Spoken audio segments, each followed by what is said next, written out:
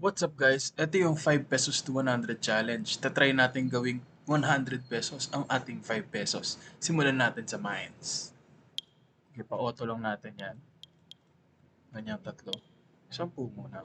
Start.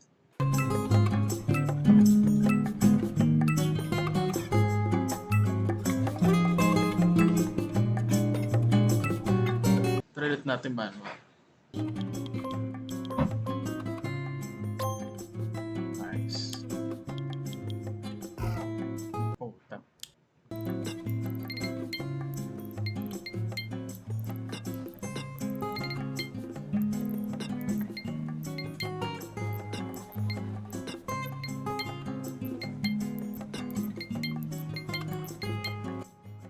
Okay, and guys, since may 11 pesos na tayo, try naman natin dito sa coin flip.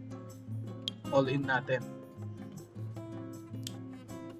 Tails. Ayun. So guys, thank you sa panonood. First day natin yan. Tignan natin sa second day kung babawiin ba natin.